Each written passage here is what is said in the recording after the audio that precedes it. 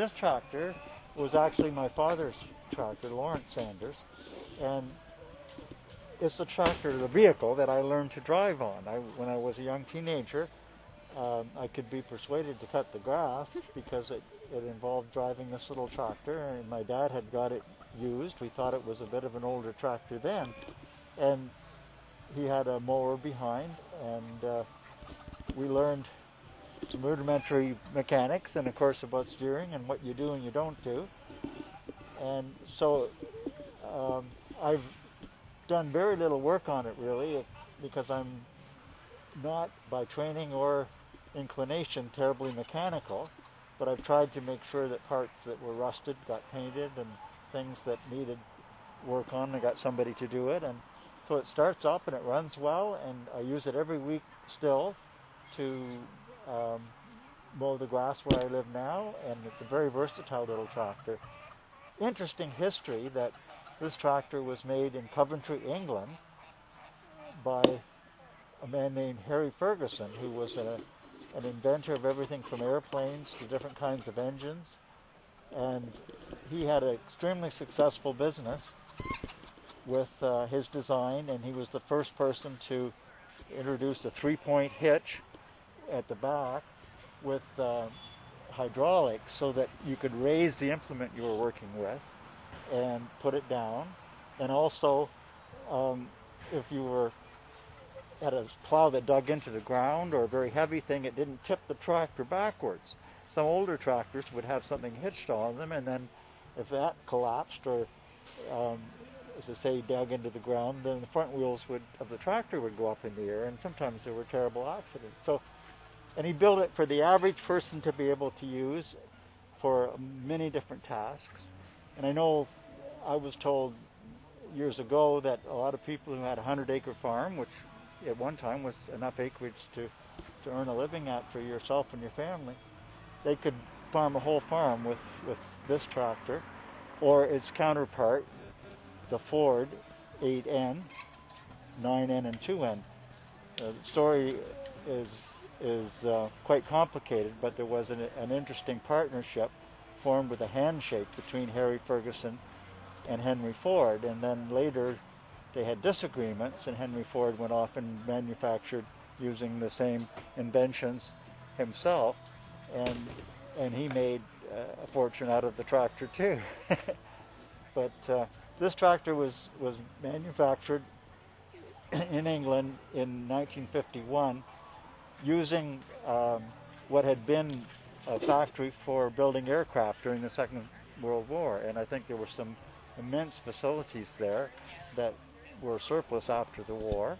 I kind of wonder about the dark gray color too, whether it was the kind of paint that was used for battleships or airplanes, and maybe there were gallons and gallons of that after the war, and they made good use of them. But you see a lot of them around still, and they function in a very simple way that even a person like me, at one point the radiator was broken, I was able to take it off, take it to the radiator shop, put it back on, and I'm sure I couldn't do that with the car I have to drive, But so I really enjoy using this tractor, especially with that history too, And I hope that it will stay in the family for a good while longer. A lot of the parts are built really well. Things like the gas cap is very heavy, solid brass. Where you lubricate the wheels, they made that of brass as well, so it would never be rusted in place. They didn't mind using materials that would survive, and that's why you see a lot of tractors here that can just start up and go and do a day's work, even though they're older than the people that own them. So that's some information about that tractor. And Ferguson never really deviated. In the end, he took his business in with Massey, and now today there still are a lot of tractors called Massey Ferguson, which replaced Massey Harris, and they went on and used his inventions and things. But this is the one that he was really famous for personally manufacturing and making famous, and there were, I think nearly 300,000 of them manufactured in Britain, and he also had a factory in Detroit. And then if you added on the Fords that look almost the same, it's just massive how many of them there were. And you still see a lot of them because for a person who has a small farm or just wants to use them as I do for mowing or occasionally pulling a small manure spreader or something, it's perfect. Yeah.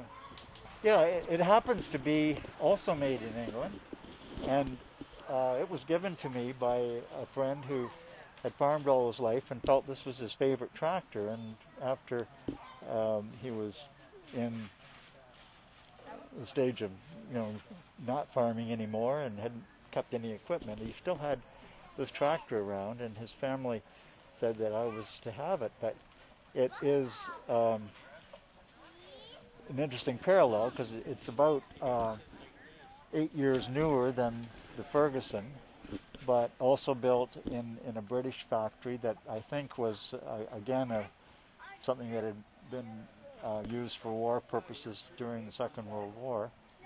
And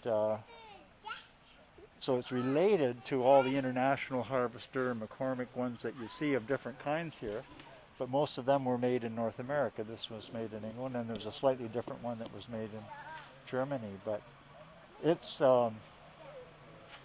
quite a vastly different tractor for me. I've had it much shorter time, and it actually has power steering, which has been added to it afterwards. It has an apparatus where I can use a loader because it's got a more elaborate hydraulic system that works in the front and the back, and it has a little bit more power. This one's about 23 or 24 horsepower. That one's 38 horsepower. It also has a technique that used to be used sometimes if you wanted better traction. You could add a tremendous amount of weight by filling the back tires, instead of with air, with liquid. And they use some kind of a brine or something. I don't know what the chemical is. But so those are very, very heavy. They add almost 1,000 pounds to the weight of the overall tractor. But it means you have tremendous traction. So when I have to plow snow, this is the tractor to use.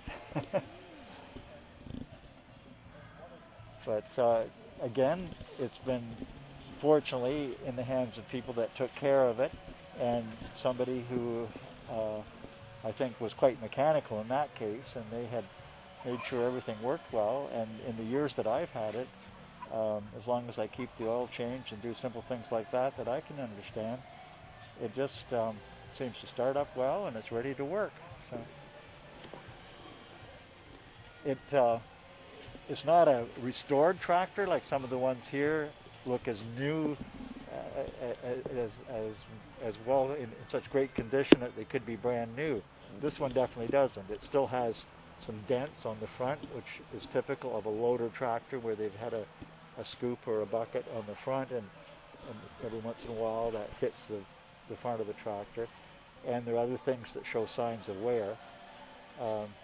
Some people say that some of the restored tractors actually look newer than they looked when they were new, because tractors weren't as shiny as a car. But in my case, I like to just work at it myself, so I pedal around and do a bit of painting and stuff, but I don't have the means of actually putting new parts or taking out all the dents, and it's just an interest with me. But I kind of like to have them at least respectable so they can come and I can meet people like you talking about them. And there are a few interesting shows like this that they can compare all the old tractors. John Sanders, Fingal.